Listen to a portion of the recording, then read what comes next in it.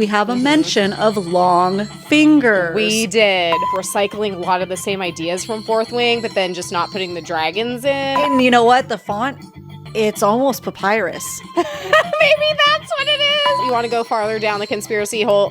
The conspiracy hole? That's what we're here for. The conspiracy hole.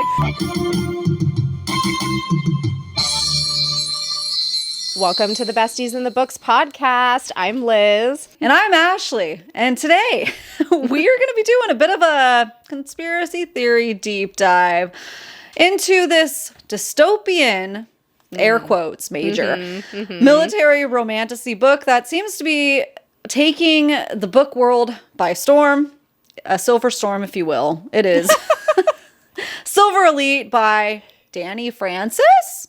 Question mark? Question mark. I love it. So I love that you put conspiracy. No, you didn't put conspiracy in air quotes. You put dystopian in air quotes. I mean, that's how I feel too. So we'll get into that. That. Allegedly, it's a dystopia. Allegedly. I mean, it is, but we'll see. So this episode is our first official, conspiracy theory, kind of episode. So what's the deal with Silver Elite? If you're in the book world in any capacity, you're probably, if you haven't read it already, wondering that too, right? And so it's where did it come from? What do we know about the author? Why are there so many weird theories floating around about it? So when we saw this book come onto the scene, we were immediately we have to readjust our schedule. We have to fit this book in because we need to know for ourselves what the deal is with Silver Elite. Yeah. So for science. Yeah. For science. So that's where we're at today. We're going to be talking about some of the popular theories that we've seen floating around.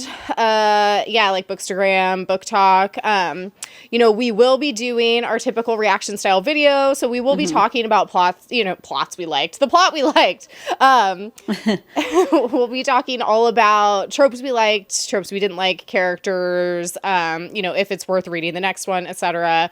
But we also will be talking about, do we buy into any of these theories? Do we maybe have some of our own? Do we feel like any of them have any merit? Or is it just a way to hype up another book? Yeah. Right? Is it worth reading? Do we recommend it to you guys? So the first 15 minutes or so will be spoiler-free so that we can tell you exactly that. We'll give you our spoiler-free star and spice rating pretty much right out of the gate so that you guys can decide if you want to continue on or not. Yeah. Mm-hmm. Yep. Definitely. But before we get into all that, we just want to say thank you for being here.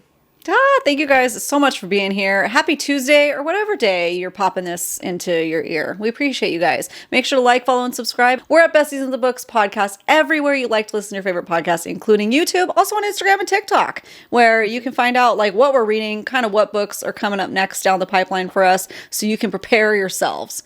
Hold on to that headboard, baby, because Silver Elite's coming. Silver Elite is coming in all of its glory. We'll see.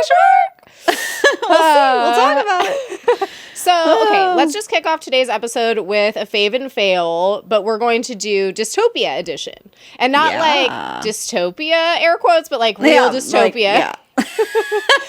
Fave and fail. And, this is just of our lives, just something that we really enjoyed, something that we didn't enjoy, or whatever. Do you want to go first? Do you want me to go first today?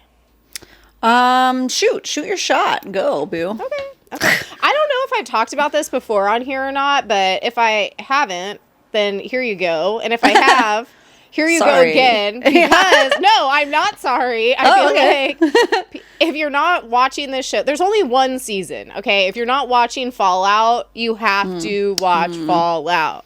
Okay. Literally, there's one season. The second one, it did get renewed, so they're making a second season, but it's not out for a while, so no excuses. There's only 10 episodes maybe, you know what I mean, total. But it's so good. It's apparently based on a video game. I'm not a video game person, so I've never played it. I had never heard of it until my husband suggested that we watch it.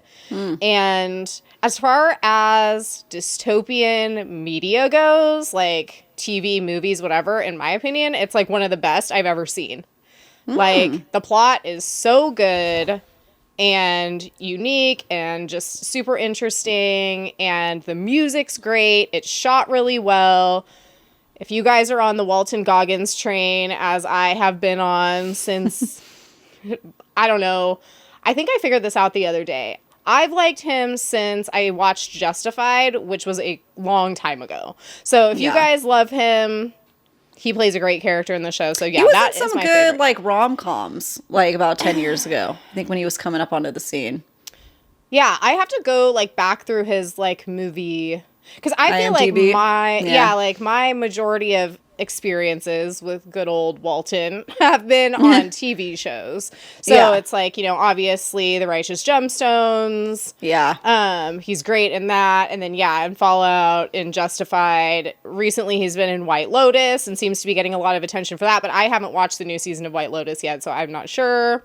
But yeah, so very good. Go check it out if you haven't. It is a little gory, so just know that.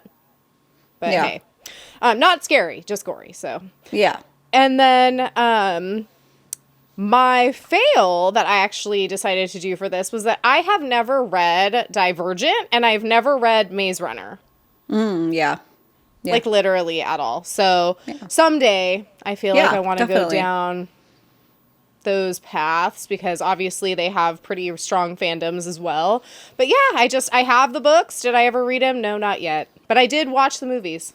And I liked them. Yeah. So I don't know why I didn't read the books, but here we are. You know, after going on this recent Hunger Games journey, where I read it for the first time, I definitely want to give Divergent a chance. So perhaps a mini-series in 2026, maybe, you know? Perhaps. Well, especially after, you know, a lot of people are comparing, just to bring it right back around, Silver Elite to Divergent. So I don't know. I can't speak to that because I've never read it. Yeah. And I watched, I think, most of the movies, but I don't remember them enough now to compare it to that. But we'll talk about Hunger Games, because they were selling it as Hunger Games for adults, and we have a lot to say about that. Yeah. I mean, at least I do. Liz and I pretty much didn't talk about anything, so. No. We'll see. I have a lot to say. Information. I do too. You guys will be the first to, same with us. We're right there with you. Yep. So what are your dystopian, what's a dystopian fave and fail for you? Well, a fail could be that I should have done Fallout instead of Last of Us, because you guys are losing me hard Last and of fast. Us is boring. I said what I said. I stand by what I said. I have no interest in watching season 2. I Googled the spoilers because I wanted to know what happens, but like I don't care to watch it.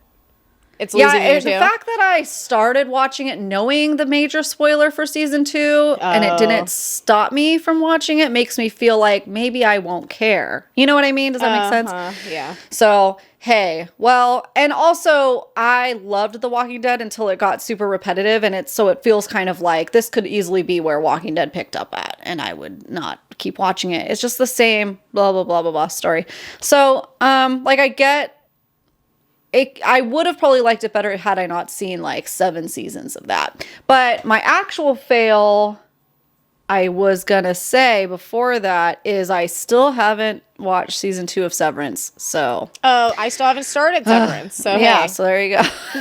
We got a laundry list of dystopian stuff to watch. My fave, I still will always have a special place in my heart for The Giver. So that dystopian world is so fascinating to me. And just kind of, you know, picking apart all the different political themes and suppression that was going on in that community, I still can relate to different dystopian novels that we read in our adulthood. So that's a fave. That's a fave of mine. What can I say? If you haven't read it, go read it. If you didn't read it in school. I didn't read it in school. I had to pick it up on my own and read it as an adult. Yeah. Yeah. And it was still very good. So there you go. Yeah. I think that's what makes dystopian books that kind of like stand out, that, you know, we grew up with, so important, is that they do kind of help you like establish a framework to like analyze future dystopian media that you consume. Totally. Yeah. So just it kind of gives you some context so that you can critically analyze books like Silver Elite. Yeah. For example. Okay. So should we just give our spoiler-free star and spice ratings for good old Silver Elite? Good old Silver Elite. Let's do it. Let's go. Silver Elite, in my opinion, tried to do too many things and did none of them well. And for that reason, I rated it 3 stars because it was still mildly entertaining. I wasn't bored by it, but I was not impressed at all by it either. So, yeah, 3 stars. And then I would rate it like a 2 spice because it had some spice, but it wasn't anything, I don't know, nothing to write home about, and it wasn't very frequent. So, 2. Yeah. I'm locking it in. A 2 spice and a 3 star. That's not looking too good, guys. Like, it's good. not. Yeah. What about you? So, for my personal life and reviews and how I like books, it's a 3 star for me. I'm going to preface this by saying I think that this book is going to be very polarizing in general. It seems like it is. It seems like people are either obsessed with it or they don't like it at all whatsoever. So with that said, I also don't typically like contemporary romances very much, military romance, those kinds of things. So that's where for me, it's a 3 star. If I'm rating it as a romance book with like some other things happening, maybe a 4 star if you like that sort of genre, kind of academia, adolescent. They're not adolescents, but it's a little young. Okay. I think the FMC is like 20 and the MMC is like 22. So they're pretty young. For sure. Yeah, they're pretty young. Yeah. So take that with what you will. Okay. So for me, my personal review is going to be this. It's a fourth wing military romance, but without the dragons. So what's the point? Also, it's kind of just cosplaying as dystopian. So yeah. I'm out.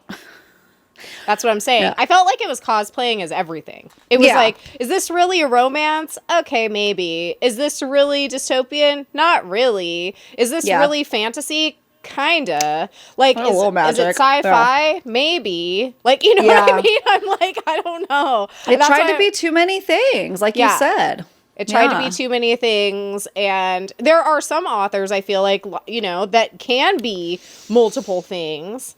Like Fourth Wing, for example, before it went downhill with the next sequels. Like the Fourth Wing original book, it was like, that was technically, I mean, it was definitely fantasy. It was definitely romance. It was definitely military. It was, it was many multiple layers, but I felt like it was done well and woven together in a way that made sense. This was kind of just like, I felt like a lot of things fell flat for me.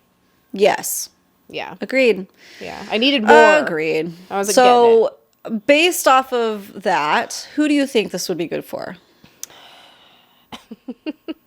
Who would you recommend it to? Well, I have to say that I don't know. This stumps me because I thought about it. And I'm like, because if someone was like, hey, what's a good romantasy that I should start with? I wouldn't recommend it. If someone was like, what's a good dystopian book to start with? I wouldn't recommend it. Like, do you know what I mean? I don't know. Yeah, because they didn't knock it out of the park with any specific genre they tried to pack in there. No, like, it would never go to the top of my list as, like, there's just so many other books before that I would recommend. Yeah. So I don't really know. Like, I feel like maybe, like, anyone who enjoys romantasy or dystopia, but just don't set your sights too high. Don't set your expectations too high. I don't know. I took like a gander at some reviews out there and what people were saying and stuff. It seems like the people that do love it, I am generalizing. So let me preface this by that. This isn't everybody, but for the consensus seems to be they like that it was an easy read and it was fast and easy on the brain. It wasn't long. Wasn't cumbersome, so, and there was more romance heavy for them. So if the thought of military romance and with a little bit of different elements sprinkled in sounds like your jam, I think you'll love it. It's, it's simple. Maybe that's what it is. I think, and I even put a note in here later on, maybe because I don't think I've read any military romances. Yeah. Like, I think this is... Other than Fourth Wing, which is technically military, but technically, it's more of a sub-level. Yeah. But just like like we'll say contemporary or dystopian. Like I haven't read anything like that, like modern world kind of or futuristic military romance. Like I just haven't really. And so I'm like, maybe that if we read another one and had something to compare it to, you know what I mean? Yeah. Then I would have a better idea of if they're similar enough to recommend it to other people who are into that kind of romance. I don't know. Well, I feel like I can confidently say for both of us that Liz and I don't really enjoy academia style romance books either very much. They have to be done like in a very specific way, you know, for us to like them. Just because for us, you know, at least for me, it's just a little like there's too many catty side games going on, and he said, very she said, juvenile. I feel like lots of time. I don't like that. I don't. Yeah, so same. But some people do. Like I get it. You like the tea. You like the drama. Not that there's like a ton. You get a little bit of it. You know what I mean? It's like, are they going to find out about us sneaking around? It's kind of the things that I didn't like about Fourth Wing are this book only. So take out the dragons. Yeah. Say what you will about that. Yeah. So, okay. Should we just get into our 5-sentence summary spoiler section? Let's go. Yeah. Spoilers coming. If I didn't scare you enough, now's the time to be scared. Go away. No, I'm just kidding. Save it to your playlist. We'll watch it later when you finish this book if you don't want to be spoiled. Okay. Well, I've got my 5-sentence summary ready. I'll get my gong. Wren Darlington is a 20-year-old, quote-unquote, modified orphan growing up in a post-apocalyptic United States under the tyrannical rule of Merrick Redden, the man who led a coup 25 years ago that overthrew the old government, assassinated their president, created the ward system, and essentially led a genocide to exterminate all people who developed special powers from the fallout, like her. One. Sounds like it's making for an interesting story, right? Right? Okay. Wren's parents died fighting in the rebellion, so Jim, their modified good friend and high-up rebellion leader, defected and took her to live in hiding for 5 years. Burned off her mark that identifies her as a modified, then moved her to a ranch where they've been living a quiet life. Wren is telepathic, she can incite people to do things against their will, she can read minds, and she can project images from her mind to others, making her one of the most powerful modified on the continent. 2. One night, Wren is hooking up with a random guy at her best friend Tana's inn when she tries to leave and bumps into a hot stranger who's clearly in the military. She leaves to go to the town celebration with her friend when a boy is almost killed by a fox, so she shoots it from super far away, revealing to the military presence that she is likely more than she seems. So they seize the ranch, execute Jim, and decide that she will be training in their military elite unit, or she could go to jail. 3. Wren begins training with other recruits whose goal is to become part of the Silver Elite Covert Ops unit. And although she starts off wanting to sabotage her chances in order to get out, she uses her telepathy to communicate with the rebellion and instead becomes an active double agent working to take down the company from the inside, even though she's grown to be close friends with many of her fellows and has fallen in love with Cross, the son of the general, the mysterious military man from the beginning, and Wolf, her childhood friend who she thought she'd never met but only communicated with through her mind. 4. Wren helps the rebellion complete a series of attacks, including an explosion that kills several of her fellows, including Kane, one of her best friends there, who we later find out is alive as the famous rebel pilot. Another that allowed Adrian, her rebel leader, to infiltrate one of the general's parties and use her mind to scramble his brain, causing Taylor, the oldest Redden brother, to take over as general. And one that causes Tana to be sent to work an assault mine. And when her cover is blown by Liddy, her oldest friend there, who she thought she could trust, she escapes, with Cross's help, across the Blacklands where she joins up with the rebellion, but Cross stays behind. 5. 5. It's like on paper, it sounds good. Well, you lost me again, though. I had to just relive all that. What do we know about Silver Elite? Okay, so since we're talking about conspiracy theories, we need to, examine what is this book, etc. Where did it come from? All those kinds of things. So the author, is Dani Francis. That's all we know. A New York Times bestselling author writing under a pen name. Okay, so I looked this up. Supposedly, the fact that it's a New York Times bestselling author writing under a pen name came straight from the publisher in a press release. Yeah. So that supposedly has been confirmed. Yeah, supposedly, but now I'm hearing that was now scrubbed. And that was never said. But Interesting. there are people that originally got the arcs and stuff that were sold it that way. Oh. But honestly, New York Times bestseller can mean a lot of things. Yeah, totally. Right? If you look up Dani Francis, the only information we can find is this really short bio, which is the same one that's at the end of Silver Elite. So Dani Francis is an avid reader, a lover of all things breakfast, and a hopeless romantic. When not creating high-stakes fantasy worlds and complex characters, you can find Dani spending time with family or trying to figure out why the printer never works. Right, which we love that. Yeah. But something I did find interesting, conspiracy or not, I don't know. Okay, so the bio, this is from Amazon, okay? Yeah. The bio at the end of Silver Elite, just like the little about the author section, is this exact thing verbatim, except for instead of saying you can find Dani spending time with family, it says you can find her spending time with family. So one uses a pronoun and one, the pronoun is intentionally omitted. Oh, well, okay. So maybe that helps us narrow things down. Or it doesn't, but it's a difference that I noticed. I was like, interesting. Okay, so I looked up if they have any other works. We don't know because all we know. It's a pen name. Yeah, because it's a pen name. Under this pen name, no.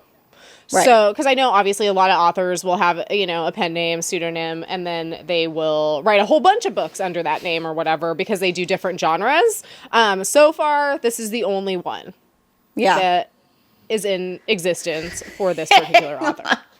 What? We need to talk about pen names for a second, but I just have to say a shout out to Penn Cole, who on Threads, while this was all like getting, hashed out in the Discord, she's like, you guys, I have to come clean. I had to go with the pen name Penn Cole because Penis Coca-Cola wasn't safe for publishing or something hilarious like that. I'm like, oh my gosh. Loved that. Okay, That's so funny. let's talk about pen names for a second here. Okay. Because, there's a lot of discord about that. Are authors, should they be allowed to be anonymous? Should they be allowed to work under a pen name without getting doxxed? Yeah, totally. Yeah, totally. Everyone should be able to do that. We are going to sit here and speculate our theories in a minute on who this author could be if we know. But I don't think you need to do that. The only reason why I think we're taking that leap here is because it was used as a selling and marketing tactic. Most of the time, pen names are just put out there. They're just, there you go. Let them loose. No one cares. It just is what it is. But because this was such a strong foothold for these publishing houses to say, hey, New York Times bestselling, allegedly. I haven't looked it up to see if it's really been scrubbed or not, but that was how I knew about it. That's the first things that I saw. Well, and it was everywhere. The PR campaign was insane. Yeah. Everybody that got it in PR was saying it. I still am getting ads on Instagram stories for this book and then whatever that monthly book club is. So so when you're opening yourself up to that speculation. Totally. So in that case, you're using it to sell more books. You're using it to sell more books. You're gonna gain that curiosity. I think it's completely intentional. So I think they want us to speculate. They want people to talk about it. Yeah. Is it Otherwise, ethical? they wouldn't say it. Yeah. I mean, I think that there's a differentiation there too, because when you use it for a marketing technique, you're using it to sell your book. It was intentionally put out there. Like then I feel like that opens up the door to give people permission to guess who it is. Also, in my opinion, there's a big difference between people just guessing for fun and actually trying to dox someone. Like that's a completely different thing. Because people should be allowed their anonymity, but it's like, then why are you going out there telling people, Yeah. He, like, you don't know who I am, but I'm actually really famous. Yeah, exactly. You know, It's like, if you don't want people to try to speculate about who you are, don't do that. you just publish it. You just move on with your life. Like most of them. Yeah. Yeah. Mm-hmm. Or you be truly anonymous if you're going to have an account, you know? And yeah, you don't use it as a selling tactic, in my opinion. So not that we're not getting any pushback. We're not getting anything. It's just... It just must. I think that we need responsibly to say it, especially as people who are in media. It's not okay to dox someone that's super terrible and is completely unethical. So we don't condone that in any way. Yeah. But what we are condoning is, well, hey, if you're going to use that, if you're going to use that to make money, then we're going to talk about it because you did that intentionally. You better take the good with the bad, because there are people that are boycotting this book because they think they're maybe from problematic authors or AI, you know? Mm-hmm. But I know some places, any publicity is good publicity. So, you know, it's a risk that they're willing to take. So it seems. So, yeah. Just to give a little bit more background. So the publisher for Silver Elite is Del Rey Publishing, Random House Publishing Group. So obviously really big, huge publishing house. Just to name a few of their other popular fantasy or dystopian or romance authors, they have Robin Hobb, they have Naomi Novik, they have Pierce Brown. So they have some really big names in all of those categories. That's just a few too. I mean, they've got tons of them. So just to give you guys a little bit of context with that, it's not like some rink-a-dink publishing house who's just like trying to come up with some new tactic to sell books, you know? Yeah. And then also, you know, will it have sequels? I would assume yes, because of the cliffhanger, but I wasn't able to find anything to indicate like when that would occur. Yeah. Yeah, so no dates are out there as far as I could tell. You know, it's not available to pre-order a sequel. There's no title. I haven't seen a cover, nothing like that. And yeah, where can you buy it? So literally everywhere. I did hear from some people that it was sold out when they tried to pick it up. I just read it on Kindle, but I did a brief look just before we were filming today. It's currently available in stock on Amazon. It's currently available in stock at Target. So it's not like it's, you know, sold out in a way that would make it really hard for people to get it. Yeah. Or at least it's not right now. But I did hear a couple people tried to get it and couldn't find it for a while. Yeah, I posted about it like a little over a week ago, and people were like, oh my gosh, where did you find it? And I just said, oh, Kindle. But yeah, it's out there. Even our boy Tyler, shout out to Tyler over at X Fanboy Reads X at Instagram. He was just doing a cute little Barnes & Noble's vlog, and I saw stacks and stacks of Silver Elite in the background. So maybe it was out of stock for a couple weeks, but good news, guys, it's back if you want it. It is back. They ain't letting that be sold out for very long. No. And as far as I could tell also, so it's available on Kindle, it's available on audiobook, it's available on hardback, but there is no paperback yet, or even like a pre-order for a paperback yet. Yeah, sometimes those take a while. And it didn't look like there was any special editions either. It all looked like very standard. There is, from whatever that book of the month was, I think for May, it had like veins, you know, or silver, I don't know, something, Silver Elite stuff. Like a special like book box subscription. Edges. Yeah. Yeah. But not like one you could readily pick up at like one of the big stores. No. Yeah. As far as I could see, no. Same. Okay. So there's a little bit of context for you guys. We don't know a whole lot about it, but this is what we do know. Okay. So should we get into the conspiracy theories people are floating around? Yeah. First of all, tell me this, guys. Why... I felt so silly telling Liz this when she texted me, should we read Silver Elite? And I was just like, ooh, I can't explain it to this day. Having read it, I still don't have answers. But we were absolutely bombarded with pictures, videos, ads of this book in what? Early May, end of April? It happened very fast. Very fast. Crazy. So, hey, the marketing team was on it, that's for sure. But something about, I don't know if it's the cover design, the way the labels are, the font, for crying out loud, something gives me like a cringy ick. That's not even the right word. I don't know. I just feel like, from it. I feel like you get the heebie-jeebies from it. I feel like that's the best way to put it. Yes, that's the better word. Because it's not cringy, but heebie-jeebies. Something about it gives me the heebie-jeebies. I don't know if it's because it was like everywhere overnight or if it's some kind of weird, talk about conspiracy theories, triangular way your eye pattern looks.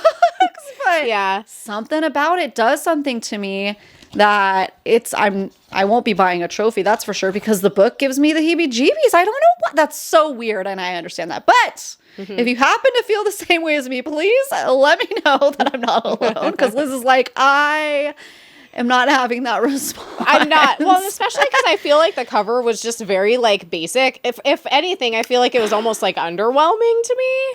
Maybe that's what it is. Maybe it's the juxtaposition of the hype versus what we're given that I'm just like, it's hurting my brain. Well, because it pretty much just says Silver Elite and then has a dove on it, right? Isn't that it? Some lightning. Yeah. And you know what? The font, it's almost papyrus. Maybe that's what it is. It's I really don't like... There's certain fonts that are just not allowed in my house. It's just, you're just freaking Ryan Gosling in SNL having your papyrus meltdown. That's me. Yeah. In a nutshell. Maybe that's what it is. It could be it's that. Like you just can't handle it. Like, try harder. Yeah. I don't know. Okay. Anyways. Okay. So let's just speculate. Okay. So the first conspiracy theory is that it actually, okay, so call it a theory or whatever, that it actually is true that this is a New York Times bestselling author just writing under a pen name. Do you have any thoughts on who it might be? Oh, I got lots. So if you do too, we'll just go back and forth on our speculation. Obviously, this is all speculation, guys. Before reading it, after reading it, okay? So my first one would be, is it Rebecca Yarros? Let's talk about that. Well, that was my first indication as well. I feel like there was a lot of similarities in writing style. I feel like there was a lot of blatant similarities in the story. Like, to the point where, like, I feel like if the options are, is this Rebecca Yarros writing under a pen name to sell Fourth Wing again, just, like, with a different outfit on? Or is this a different author basically... I feel like recycling a lot of the same ideas from Fourth Wing, but then just not putting the dragons in. I don't know. Like, I don't know which is worse. You know? Yeah, because, I mean, I guess if I was a shady author, I would do that too, because I don't want to be accused of copying. Yeah. Which is like, we get it. We have a lot of the same tropes, ideas, like, all that kind of thing. But it was just, like, from everything from, like, you know... the powers being very similar to the signets, to the silver elite, silver hair. Like, they didn't have silver hair, but you know, kind of that heavy on the silver. Well, even just the title, Silver Elite, Lightning, Fourth Wing. Like, literally, they're talking about, like, the rank in the military that you're in. I'm like, is that just a common thing, maybe in military romances? I don't really think so. I think that's and like... Yarros was in the military, wasn't she? I don't know. Was it just her husband or her too? I think it was just her husband, but I don't know. Maybe. Yeah. Well, okay. Any other theories on how it could be Yarros? Because I want to rebuttal. I mean, like, literally... so many different plot points reminded me so much of it. Like, when, you know, they killed Kane off. Obviously, he didn't stay dead, but I was like, Kane is Riddick. Let's be real. Right. Exactly. Right. 100%. I'm like, okay. Also... Cross is Xaden, but sucks. I mean, I didn't even particularly like Xaden. So it's like, you know, to me, Xaden was already like Team U version of, you know, like, I don't know, Rhysand or whatever. So then now we're going to go Team U version. Like, Violet and Ren, both kind of insufferable, guys. Yeah. You know? Mm-hmm. Totally. If people love Fourth Wing and Silver Elite, unsubscribe. You guys suck. We liked the first Fourth Wing. We did. Okay? It all went downhill from there. Yeah, that's not our fault. But we give Fourth Wing the credit that it's due. Yeah, it was good. Yeah. It went to bad places. Do I want to read it again without dragons? No. The dragons were my favorite part, so I'm going to be mad. I mean, even everything down to, like, the torture scene reminded me so. It was actually, guys, it was kind of hilarious because it's been a long time since I've read Fourth Wing, right? So we're reading this like torture scene in Silver Elite where basically as part of their training, you know, they have to go through, you know, like, what is it called? Like interrogation training. Okay. And so I read about it and I like close the book for a second to like go get a Diet Coke or something. And I'm like, this really reminds me of something. I was like, what is it? I'm like, that's Iron Flame. Yeah, exactly. I was like, it's the same. It's reminding me of the Empyrean again, and I didn't even realize it. You know what I mean? Oh. And so it's just, there was a lot of similarities in my opinion. Yeah. So, I don't know. So what's your rebuttal to that? My rebuttal would be, like, I wouldn't be surprised if that came out, that it was her. So my rebuttal is only to play devil's advocate here. Yeah. It's just like, so with that said, on the other hand, it would be so bizarre for a publishing house, I think, to not want to ride the coattails of that author's recent success, right?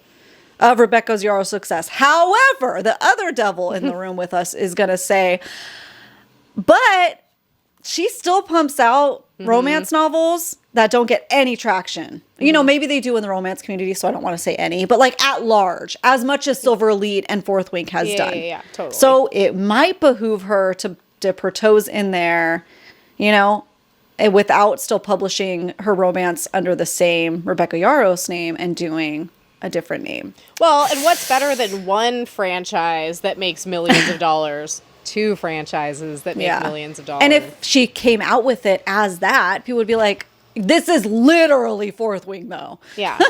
Well, and it's like, I'm pretty sure, like, we'll do this in the future when we go down the, you know, unpopular books by popular authors. But I think that she has written other military romances just in the contemporary genre.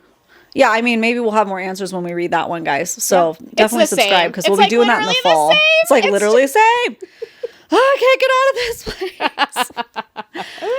Okay. So that is crazy. Also, but one more devil's advocate, and I don't even know which devil it is anymore. Okay. Red Tower does some really shady stuff, and that's Rebecca Yarros's publishing house. So not hers, but the one that she's under. But it's a different publishing house. But who's to say she doesn't take something else? I don't know. Who's to say that's not another branch of them? Like, they have their freaking hands in everything, like an octopus. Yeah. Well, you want to go farther down the conspiracy hole? That's what we're here for. The conspiracy hole. I meant to say rabbit hole, but hey. Okay. Well, here you go. If you want to have your mind even more like what is going on right now. Okay. So Silver Elite was published on May 6th of 2025. Okay. Okay. So Red Tower published another book. Okay, so published a book called Shield of Sparrows by Devney Perry. Red Tower did on 5/6/25. That people have been saying is extremely similar to Silver Elite.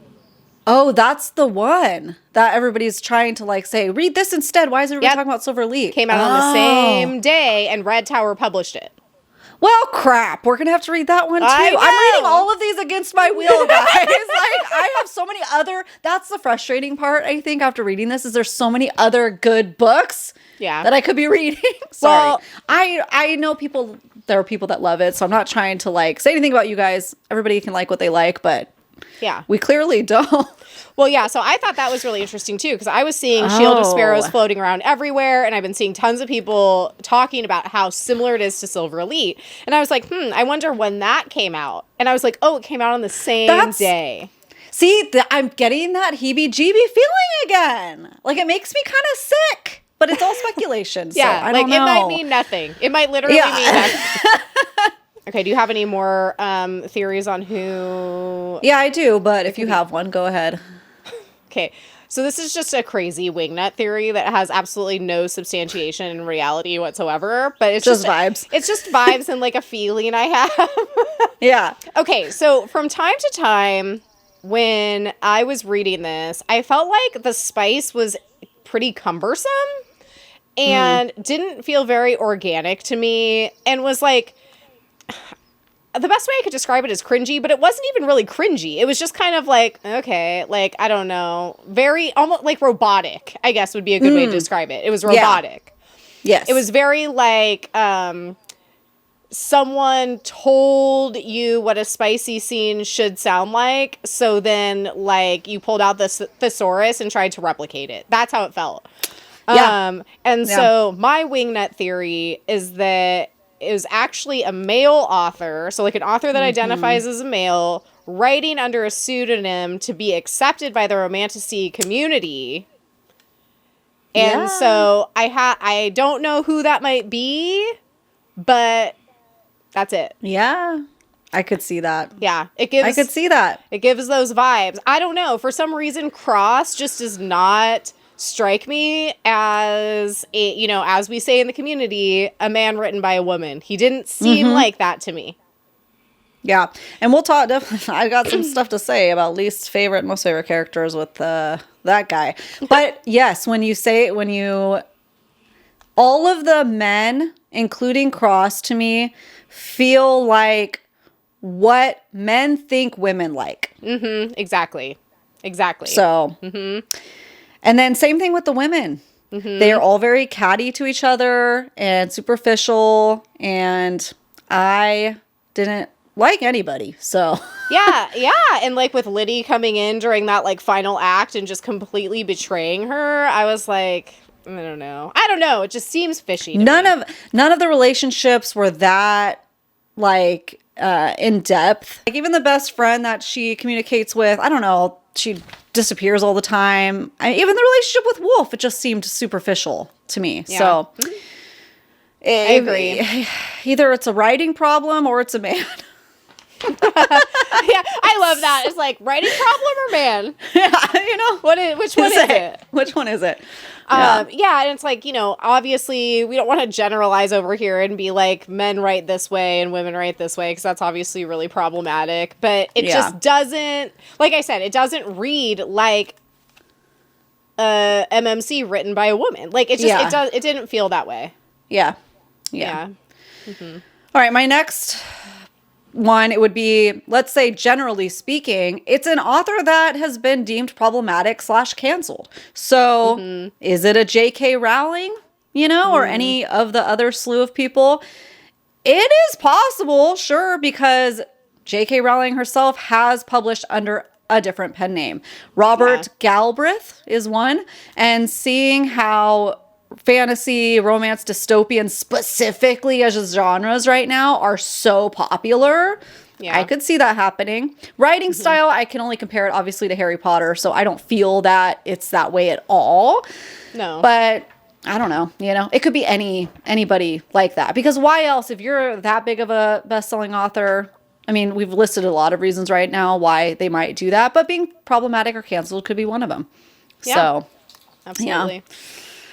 Yep. Okay. Do you have any others? No. Do you? All right, I got one more. This is Okay. my unhinged guess, but if I am right about this, y'all owe me one crow. Okay? No, a murder of crows gets sent to my house. No, okay. Erica Michelle, a.k.a. E.L. James. Hear me out. Hear me out. Imagine. Fanfic for Hunger Games, maybe? Goes off the rails and leaves the plot. Okay. Because specifically, this is really the only reason why I felt this way, is because several times we have a mention of long fingers. We did. We absolutely did. I even noted that too. So, hey. Hey. Maybe she wants to come back. That would make sense because she's already written under a different pen name before.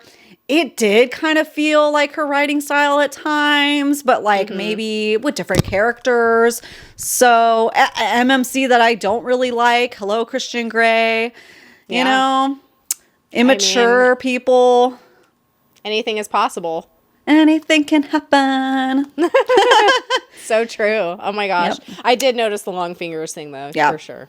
I do think we should briefly talk about the possibility or not of, is it Sarah J. Maas No. No. You don't want to know why.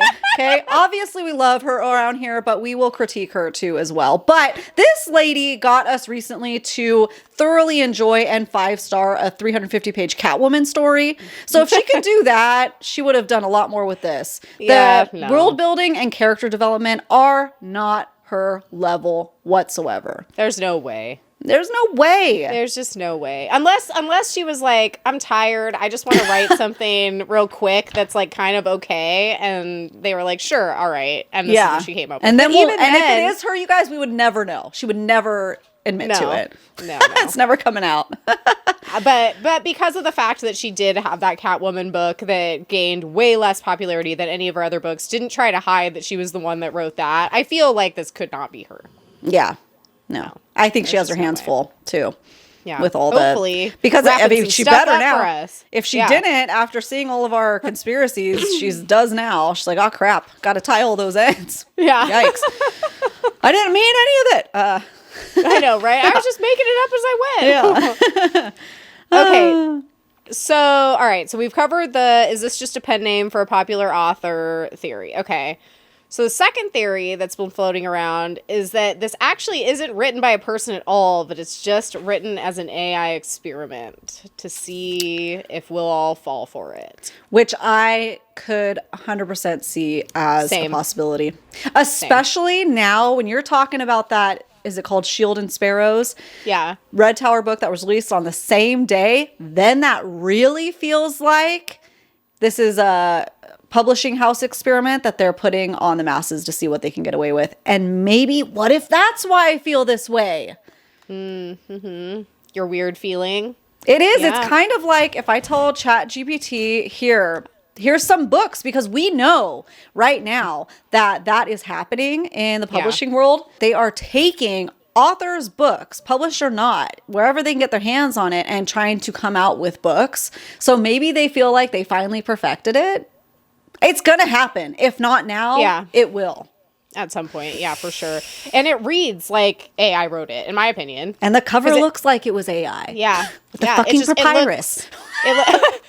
It looks and reads very contrived to me, and very basic and very like surface level. And so for all those reasons, it would make sense if this was an AI experiment, 100%.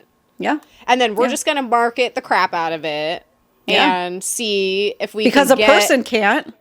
Yeah. And just see if we could get it to sell as many copies as a popular release from a popular author would sell. And if that's the case, then it's just going to keep on happening. Ooh, and I mean, it's horrible. And it's like, you know, if that's true, then obviously a lot of us are guilty of buying it. You know what I mean? So, yeah.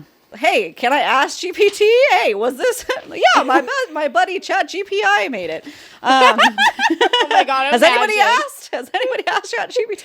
They sell out themselves. Yeah. Oh my God! I really truly hope that's not the case, but it's gonna come down the pipeline eventually, and this has all the markers for it. Because if I was a computer and this is what I was handed, hey, put in dystopian, put in fantasy, put in these things. This is kind of what I'd come up with too. You know? As a computer. Yes, you know? Yeah, no, totally. It's just like an amalgamation of like all these popular tropes where nothing seems really fully fleshed out, in my opinion. Yes. Yeah. Yeah. Okay. So I feel bad, sure. If this is like a real person that's not problematic, that maybe we haven't read their stuff, or maybe we haven't, we liked it, and this ended up being them. And then at the end of the day, we just didn't like it. We didn't know who wrote it. Yeah. We have all these things and questions we're asking ourselves throughout reading it, but at the end of the day, it just wasn't for us. So, you know. Yeah. No matter who wrote it. No matter who wrote it. Yeah. Yeah, and if it's SJM, we're disappointed in you. We're disappointed in you. Yeah, truly. It's friggin' Tolkien. Back from the dead. Wait, Lord of the Rings to this? Just so ghost. Disappointed. The reason why it sounds a little bit like forced is because it's literally just Tolkien's ghost writing it. Oh, yeah. R.I.P. Yeah. Okay. So then the third conspiracy theory we've got that's been floating around is this right-wing propaganda? Ooh. I didn't feel that way. I went into, and I think that speaks volumes because I went into it specifically looking for it. Right? Like, I'm like, okay, because we had a list of these before we started reading it. That's what inspired us to read it, right? And so if I'm sitting there specifically picking it apart through this lens of, is this intentionally right-wing propaganda to kind of infiltrate the masses? And I still didn't feel like it particularly fit that mold. I think that's probably a good sign. Yeah, and I think that also goes back to the writing quality, is that you don't really fully know where anybody stands. It's all kind of a mess. Everybody's kind of like all over the place with where they lie. However, I do have a couple quotes that did stick out to me as, interesting. Both from Cross, who I did not like. Spoiler for my least favorite person. I will say that, it's definitely pro-military. So take from that what you will, but I don't necessarily know that I would consider that to be right-wing propaganda by any means. But it's definitely very pro-military in a lot of ways. I definitely wrote down a couple quotes, too, that kind of leaned more that way. But I wasn't getting... I don't know. It didn't seem, like, creepy or shady to me in that way. If that makes sense. Yeah. Like, I wasn't like... I think maybe just because it's military is how people are gaining that perspective. Yeah. Maybe. But I feel like, to me, that would be like too vast of a generalization, because then I would go into any military romance thinking that it's right-wing propaganda. That doesn't really seem fair. Yeah. Yeah. Yeah. But yeah, they definitely made a couple comments. Like, I remember I highlighted something where, they talked about how, like, specifically overpopulation was the demise of, like, modern society. And I was like, oh, so it didn't have anything to do with, like, an uneven distribution of resources, perhaps, or, like, environmental degradation caused by that. Okay. Yeah. But that does, I don't know. So take with that, what you will. It could mean a lot, or it could mean nothing at the same time. You know what I mean? Yeah. Well, the quotes that I wrote down, so Cross is discussing the prison industrial complex. And he says, before the last war, there were penalties all over the world. Sorry, there were penitentiaries all over the world. As a society, we housed millions of criminals, clothed them, and fed them. Cold-blooded killers and child rapists, living better lives than most free people. Even the ones who were sentenced to death were allowed to live for decades past their sentences. They ate 3 square meals a day, while those who hadn't killed or raped anyone could barely afford to eat. Evil, pilfering rare resources from innocent citizens. And not discussing at all, like, how they got to that point, Well, that's basically, I feel like his speech was alluding to the fact that he's just very pro death penalty. Like, he's very pro, what's, like, the word that execution, right? That's, like, but he isn't, because he moves people to... Right. labor camps. Yes. So that's why I'm saying, like, I don't know, that could be, like, an ideology that he's been fed his whole life as being the son of, like, the military commander of the coup, literally, and he might be having some dissonance around those ideas, But yes, for sure. I remember. Well, I think the reason why it raises red flags to people is because we don't get a clear conscience on Ren. And she seems to be kind of forgetting about all her issues because of this hot guy. So I know I'm watering it down, but that's kind of the inner monologue. Well, he's so hot, though. I think that is like a quote in there. Paraphrasing. And then also, so education. This one really irked me because... specifically, education right now in times such as these is at the forefront of discussion, and unfortunately, programs are being constantly defunded. So Cross says, the general is obsessed with creating the mistakes of the old era. That's all my brothers and I ever heard growing up. So just like you said, he might be trying to deconstruct. They're only 20 and 22. So, hey, they're like fresh out of the house. So he's talking about how humanity destroyed itself, letting chaos reign, encouraging learned helplessness. This is the part that irked me, okay? Kids were in school until their 20s, adults too. All these pathetic a-holes wasting time and wasting resources. If you're not productive, you're destructive. And she says, is that what you believe? Efficiency and order above all. And he says, I believe that humanity is wired for destruction no matter the environment, old era, new era, aberrant, I don't know how to say that word, on top, prime on top. We will always find a way to destroy ourselves. We are doomed species. So it kind of went off a different tangent. Like he's kind of talking about education. So I felt like, I don't know, the way this reads, it's like, it's just like in there a little bit. Like, oh, it's just, education's bad. Okay, but anyways. Yeah, you like know, a little sneaky. But then they're not talking about the issues of military and causing mass destruction around the world and sending people to labor camps and killing half the species. Yeah. Well, and I think that, I mean, like, because literally we're coming off of and still going on like a huge genocide, right? And we know that they're doing medical experiments on people with special abilities, or maybe not even with special abilities, maybe just on people in general. Yeah. Yeah. So I think the issue with this book, and the reason why there's the theory that this is written as right-wing propaganda, is because I think it brings up a lot of important, as dystopian books should. It brings up a lot of important topics, right? Like, as you say, like the military-industrial complex, the labor camps, you know, the environmental degradation, etc. You know, obviously political structures, a coup. But it doesn't actually give any type of, like, deeper... like analyzing of those topics, or like give you an overall tone or sense of where the characters really stand on those things. And I think that's what could make it problematic. Yeah. It's like, it feels like it's playing both sides, and that's a side. You know what I mean? I think that's the bottom line. I think that's what it is. I mean, that brings us into, you know, our fourth theory. Is it adult Hunger Games? Like, I would say absolutely not. No. I could see where people could pull some little ideas here and there. Like, this could be E.L. James fanfic for Hunger Games, where it goes off the rails. Because it starts as that, you know, small town, and they, you know, have she tries to stop the assassination, or not assassination, but execution of Uncle Jim, and the names were all over the place, Uncle Jim. I was like, I can't with this. Her name being, she names herself after a bird, you know, Katniss is flowers, and then obviously birds with the newer books. So I could see some little things, but that's kind of where it ends. Yeah. You know? I guess maybe if Gale was inside if Katniss went to the military instead and Gale was there, then okay. You know, because he is kind of like a Gale on the military side. Kinda. But at the same time, like, well, yeah, because they've been friends technically their whole lives since she was like 8 or something, right? Because they've been talking it through telepathy, or whatever you want to call it. You know, that is a similarity as far as like lifelong friends. And then he ends up in the military. She doesn't really there isn't a love triangle going on, though.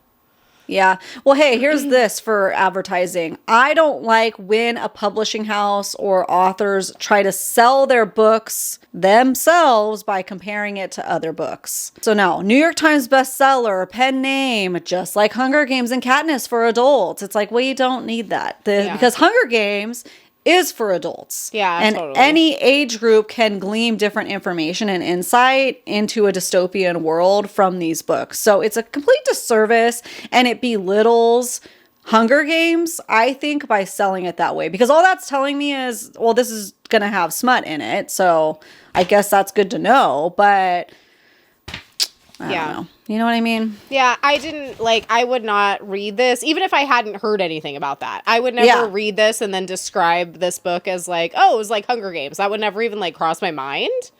Like, what would cross my mind is, oh, this was really similar to Fourth Wing. Like, that's like just without the dragons, like literally. Yeah. I would never think to compare it to Hunger Games, because I feel like, just the political theorizing was so much more well thought out in Hunger Games. Yeah, like you can't. It's not. Like, maybe it tried, I guess. I mean, let's talk about dystopian. Honestly, I don't even feel like it's that dystopian. It just threw in it's a little more, and you might say that's the same thing, but it's more post-apocalyptic to me, and rebuilding like that, because there's a devastation that happens. I know they kind of toe the line of similarities, but Dystopian to me talks a lot more about political unrest, where this did, but again, it just touches on it. Post-apocalyptic is kind of like, that scramble for society and refiguring some stuff out. So, and there's a lot of devastation and stuff. So, I don't know. Those, like, post-apocalyptic movies and books are kind of more surface level when it comes to political things. So, like even The Last of Us, for instance, there's political unrest going on, but like it's not really that's not what it's about. The story. Yeah, exactly. Yeah. I feel like if you were to call this a dystopic, like a truly dystopic novel, then I feel like it would have to examine the political structure much more thoroughly.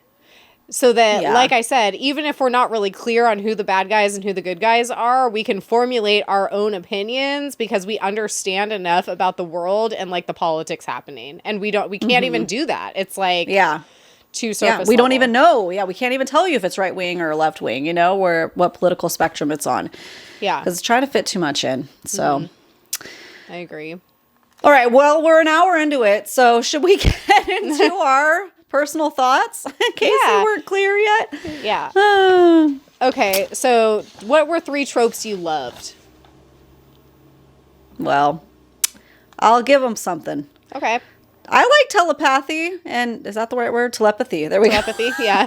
Telepathy and inciting. Yeah. And guess what it did? It took tropes that I usually love and somehow ruined it. So that's all I'm going to say. Okay. What about you? I mean, 3 tropes that I loved doesn't necessarily mean that I loved them in this book, but it was, just for people wondering, it wasn't enemies to lovers. So there's that. I do enjoy a good secret identity. So I did like a good, double agent moment, And then I also put, quote unquote, dystopia. So if that's your thing and you just, I don't know, if you just want like light dystopia. Light mode. Light mode, yeah. Okay, so then what about the trope you hated? A training academy / military. Sorry, guys. That's exactly what I put. Not for us. No. Oh. Yeah, it's academia, but like make it military. And I don't know, that's like combining 2 things that I don't know that I need to read about to enjoy. Yeah. We've determined that we do love a pair of good tactical pants over here in these parts. Yeah, sure. But that's where it begins and ends. Yeah. Yep, for sure. So, what about a niche micro trope that stood out to you? So it could be good or bad. Cross was really randy in all the wrong ways. I noticed that he, once he was like a little comfortable, once they hooked up a couple times, that's all he would lead with every time. Yeah. That's where it kind of goes back to like written by a man, maybe, because it wasn't even, hey, how was your day? It's get into my room. So people like that, like I get it, but because they had such little character development between them as a couple and separately, I didn't believe it. It wasn't believable. Yeah. So, and I didn't like it. He made me icky to him. It made him icky. He made him more like frat boy type. Which vibes. He's literally 22, so yeah.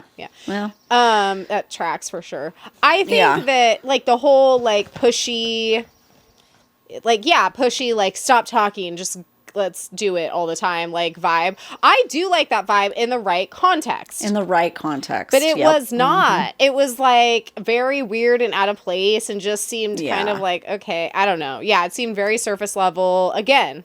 And wasn't believable. But there's definitely been plenty of romance books where that's kind of like the MMC's vibe, and I'm fine with it because it fits with the character and like flows, Yeah. Yeah. So I put a niche microtrope that I like is powers developed from nuclear fallout. I just find that to be really interesting. That's one of the things that I like about the Fallout show that we were talking about earlier. Yeah. It's just kind of fascinating to think about, like it's like the whole Chernobyl phenomenon. You know what I mean? Like what can happen like when something like that happens to nature. Yeah, it had some good bones in there, but I think the moral of the story is it wasn't fleshed out enough. We need a different word. Yeah. That's it. But still, I mean, that's the bottom line. So, okay, we've pretty much already asked ourselves this question and answered it, I think, but just if you have anything more to say about it. So obviously it's popular. I feel like a lot of that popularity was created by the marketing and PR team, obviously. I don't know that it's necessarily popular because the fandom is so huge. It's only been out for less than a month, so it's hard to say. Do you think that it deserves the popularity that it's gotten in this short time? Compared to other authors and published books? Nope. Yeah, same. Yeah. I mean, time will tell, right? With sequels, and if the fandom stays strong as it goes along, or if it fizzles out, you know? Yeah, and people are allowed to like it. I'm not saying anything like that. But it is popular. It cannot be denied, is because there was a huge PR and marketing push. Yeah, huge. Not that it doesn't have legs on its own, but that's when you find out, right? How substantial is it? Yeah. You know? Yeah, does it have longevity? Is it going to build on the story and become better? Is it going to fizzle out? Yeah. I said it was just fine. So it didn't suck me into the fandom and make me like a diehard fan by any means. Yeah. So what was your favorite part, if you had to choose a favorite part? The inciting scenes were interesting to me. I liked that. And then I loved the Black Lands, but I wish we got to know more about like kind of like each thing. I wish it was like, okay, but tell us more. Like build that up more, please. So, well, because it's like all we know about the Blacklands is that she lived there for 5 years. No one really lives in there. There's all these creatures, and that light refract. I can't even say that word. Refracts differently so that it's dark like 99% of the time. But why? Yeah. Like something with the fallout. Yeah. But I want more. Like that would be really interesting. Yeah. It's a good idea. I put my favorite parts were Liddy turning her in, because I didn't see that coming. I like a good twist, you know. I didn't see that coming. I didn't think that she'd do it. I thought that she would stay loyal. I liked finding out that Cross was Wolf, because I'm a dummy and didn't see that coming. Hey, was that okay? Because this is the only time we really texted each other about it. But so you were finishing it last night, and I had already finished it. Was that the twist you were talking about? Yeah. Okay, that's what I thought at first, but then you started like talking about Lydia, and then like the other things happened, and I was like, whoa, I gotta hide, because I forgot there were several twists at the end. Yeah. But like I personally kind of saw them all coming, except Lydia. But to me, I didn't even care. So I more so just gasped and was like, oh my God, what a crappy friend. Like I just got it just shows though, you know, I mean, it shows how deep the prejudice goes, like being raised in a society like that, you know? So I think that it was important that she turned on her, and that's why it was one of my favorite parts. Yeah. So Liddy turning on her, finding out Cross's wolf. I also liked finding out about Cross's mom, because I feel like that added an element, like a different layer of character development that up until that point we really were lacking. Yes. Yeah. So I did enjoy that.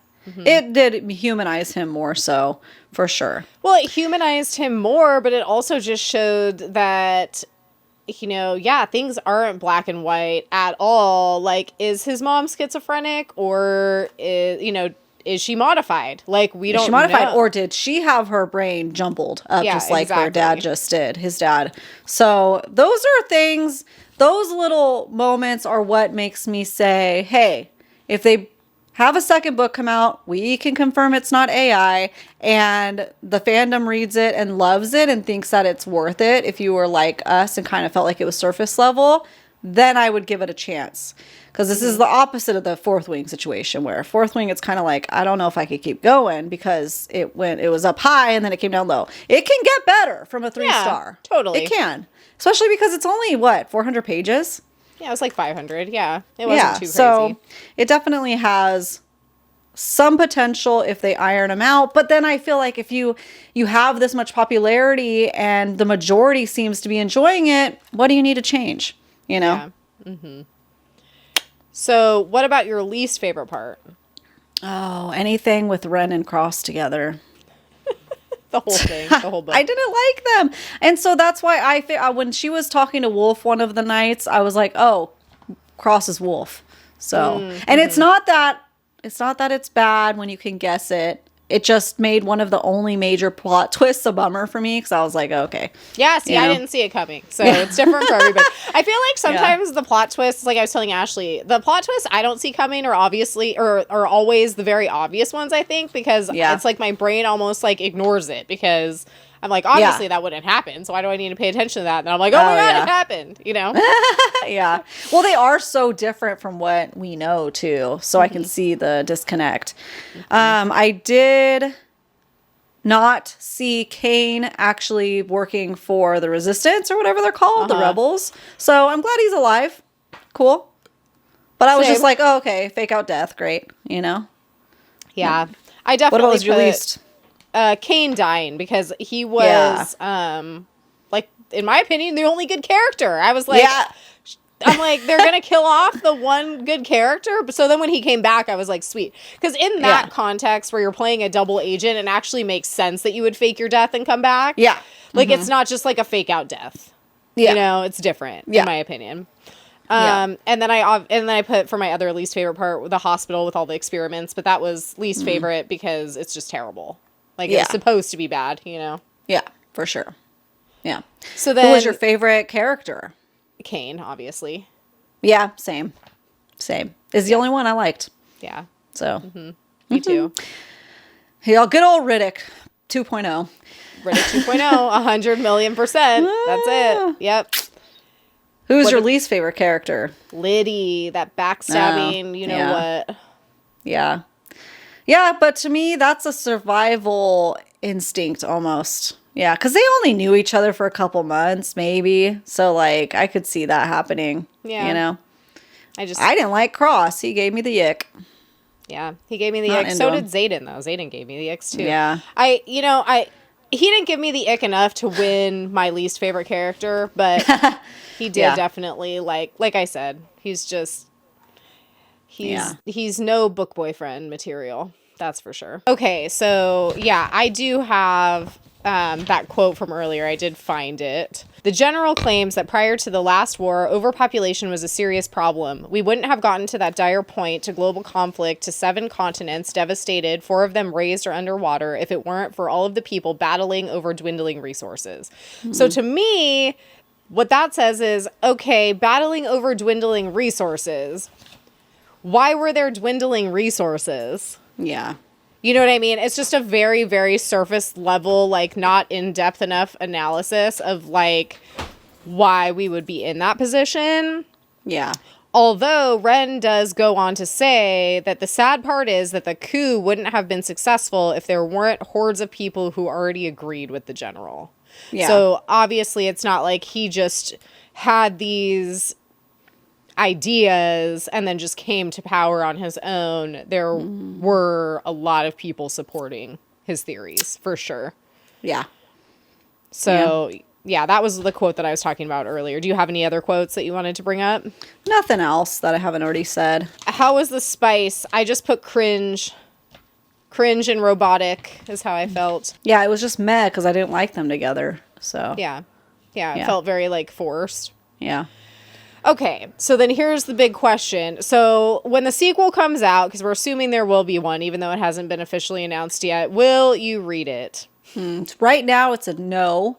Yeah. But I'll let it marinate, and I'll talk to some people that read it and feel the same way that we do with the first one, and see if they could change my mind, you know? But I'll read it if you guys want us to for the podcast. Otherwise, it's out of my brain. Yeah, I gotta go to some other books that are good. Yeah. Yeah. Yeah, if we get there in a year or whatever and you guys are like, no, we need the follow-up, then we'll do what we need to do. Yeah. But take one for the team. We'll take one for the team. But as it is, like, on my own, no, I would absolutely not read the next one on my own. Yeah. No way. Unanswered questions. Yeah. Do you have anything that you're confused about other than, like, all of the things that just didn't get answered in general? Yeah. I mean, I don't really care. So none that I care about. What about you? Okay, so I did want to discuss the ending because I found that to be really confusing. So, like, what am I missing? She gets this letter from Uncle Joe. Jim. Yeah. Uncle Jim. Sorry, I have an Uncle Joe. Okay. Uncle Jim. And he basically says that her parents... He tells her who her parents are, tells her what her real name is, but then explains that her parents weren't really heroes in the rebellion. They were like defectors from the rebellion. That's kind of how I read it. Yeah. Okay. It's kind of weird. It was weird. So I was like, I feel like if anything, I would just need more information about that. Like, what does that even mean? Like, were they military double agents who then... like basically ended up screwing over both sides so that they ended up being disliked by both sides? Like, that's kind of how I read it. You know what I mean? I'm like, is that right? I don't know. Yeah. Or maybe because they saw the evil for both sides. So, yeah, maybe? I don't know. Yeah. Yeah. It was a little bit ambiguous. Yeah. Yeah, which the whole book was. So, at least it's consistently ambiguous. Yeah. That was my only issue, or only, like, unanswered question. And then did you read the audiobook at all, or did you just read the Kindle? I just did the Kindle. Me too. But there is an audiobook, so if you guys are interested in that, it does exist. But I did not listen to any of it, so I cannot speak to if it were good or not. Yeah. Okay, so on GoodReads, Silver Elite has... about 26,000 ratings, which for only being out for less than a month is kind of a lot. Like, just to kind of put that into perspective, that's more ratings, I'm pretty sure, than Catwoman has still. Yeah. And that's by SJM. That's crazy. That's been out for like 8 years. Yeah. It gets an average of a 4.09. So, well, it's kind that's of like, not great, because I'll say this, because terrible. We talk about a lot of reviews here, and usually books that everybody loves are going to be like, I would say 4.3 or higher, you know? Mm-hmm. Which starts coming down once you get closer to the 4, a solid 4. And then you're in the 3.98. Watch out. So I pulled a couple negative and positive reviews. So just from Goodreads. Robin rated it 1 star and says, is the dystopia in the room with us right now? Well... If you're looking for a book that prides itself in being a dystopian novel while not interrogating any part of living under a totalitarian regime, its propaganda, and systemic violence, then welcome. This book does not care about dissecting anything, with this dystopian society simply a sexy backdrop for our 2 characters who experience violence on a semi-regular basis, to themselves and to those they care about, but are more than happy to forget all of that when it comes to their forbidden love. So many parts of this just made me feel so gross. See the scene with Tana, what followed, and how quickly it was brushed aside and never touched upon again. That's the whole review. We didn't talk about that. Yeah. But yeah, I completely agree. That was pretty terrible, and it was very, like, brushed under the rug for sure. And I think that goes back to the issues that we're kind of having with it being surface level, is it keeps introducing these ideas that need to be talked about and fleshed out, and they're not doing it. So that's leaving some of us like icky. Like sexualized violence from people in the military or people in authority, for example. Yeah. It's like, it's almost there, right? It's almost there where it's bringing up that topic and then it just goes nowhere. Yeah. I was like, oh, well, I killed him and then he covered up for me anyways. Move on. Yeah. It's like, well, if you're going to go there, you need to go there, or else you're doing it a disservice. You know, it's kind of what E.L. James did in 50 Shades of Grey series. Yeah, totally. So you guys owe me a lot of crows if it's her. Yep. So Lakin on Goodreads rates it 1 star. This is not a return to the Hunger Games as an adult. That would require some coherent exploration of the genre it claims. Yeah. Yes. Yeah, I agree. Reasons for 1 star. Ren, our FMC, is a horribly unlikable person. And then the romance is the worst couple you know. But then this is the reason why I pulled this review.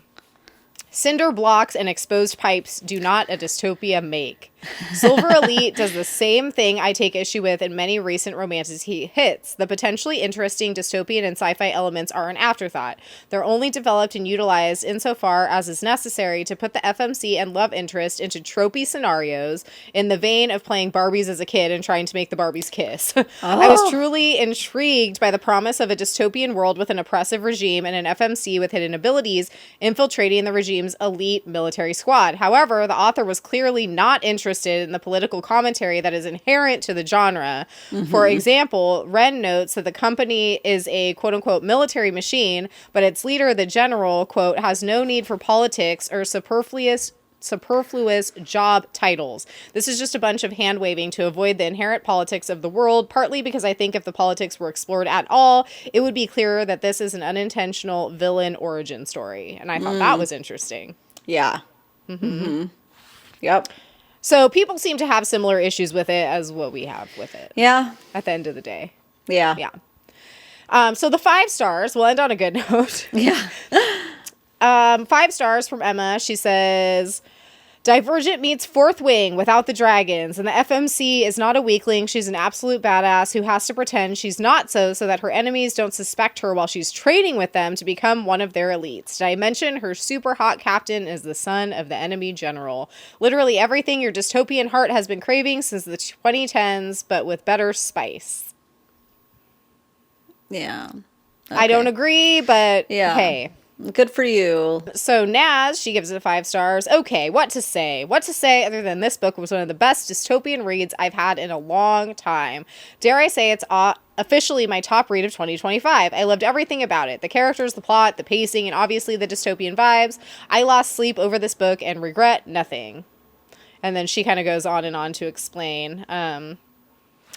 But, you know, I think it's just maybe what you expect out of your sci-fi, what you expect out of your dystopian stories. And if you know, I mean, wanted to explore politics, because that's kind of the point of dystopia, I feel. Yeah.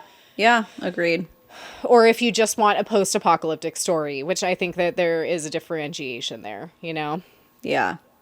And I just feel like this book is more heavy on the romance, even though I don't like this romance story. And they didn't lead with that at all. Like, I knew there was romance involved, but, you know, selling it as heavily dystopian and stuff like that, it's like, well, no. Surface level. Very surface level. So, on that note, do you have any last words to say about Silver Elite before we close this chapter until maybe when the next one comes out, possibly? No, I've said enough. Yeah. I've had enough. So, should we wrap this up with a smash or pass? Let's do it. Smash or pass. Okay. Let's go. Unhinged. Do you have one for me? I do. I tried to pick a dystopian one, but I feel like we've done a lot of them already, so this is the best I could come up with. Maybe not so much for you, because I think I know what your answer is going to be, but for the people. All right. So, space dystopia, Dune. Okay. Timothy Chalamet. Pass. In every, world. Know, me too. Every genre. He's too young. Yeah, I think he's in his 25. Yeah, he's too small. Just a little guy. Sorry. But people love him, though. The ladies love him. Yeah, the people love him. People love him. That's good for you. Zendaya loves him, right? No. Is it Kim Kardashian's sister? Jenner? Something? I have literally no idea. Someone loves him. Someone's out there for him. Good for you guys. No, I think Zendaya is married to Spider-Man, rember? Oh, yeah. Another little dude. He's little, too. Yeah. Yeah. Oh. Hey, okay. Spider-Man. Smash or pass. There you go. Wait, which one? Any of them. Any of them? Well, I'll just rank them because... Okay. So, what's his name? Andrew Garfield? Is that his name? He's the worst. Oh. So he's at the bottom for me. I know people love him, but, he gives me the icks like nobody's business. Yeah. And then... What's his name? The one that came out when we were in high school. Tobey Maguire. So he would be the next bad. So okay. So he gives me the icks also. Yeah. And then the most recent Spider-Man would be the best option, I feel. But he is not my favorite either. Right. So Spider-Mans are kind of low on the totem pole as far as superheroes go. But I will say, what's his name? I'm blanking on it. The new Spider-Man. I don't know, dude. Spider-Man all around is a pass. I think we can say. Oh, what's his name? Tom Holland. Yeah, he definitely, in my opinion, plays the best Spider-Man, and he's the most smashable, but even then, very low on the smash list. Yeah. But then it just goes down from there. So it's, Tobey Maguire and then Andrew Garfield. So, hey. Yeah. Yeah.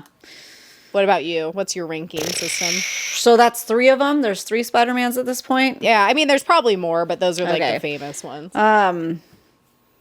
All of them are number 3. Except for the meme that they all point to each other. That's a number 1 favorite. Number 3, I did the reverse order as you. So all of them are pass. They're all at the bottom of the list except for the Spider-Man meme. Love that meme. Love that meme. Oh my God, I love it. I'm curious to see who you guys pick as your favorite Spider-Man. Yeah, something for everybody. I feel like most people would pick Tom Holland just because he seems like such a cool guy. Yeah. Yeah. He seems chill. After I saw him do that performance, of Rihanna's song or whatever on like the lip sync battle, I was like, he seems cool. Yeah. It's cool. Cool. All right, guys. Silver Elite. What a time. Our first conspiracy theory episode. Did you like this? Should we do more of these? Let us know. Yeah. I hope we didn't hurt anybody's feelings. If you guys liked it, we're proud of you. We're happy for you, quite frankly.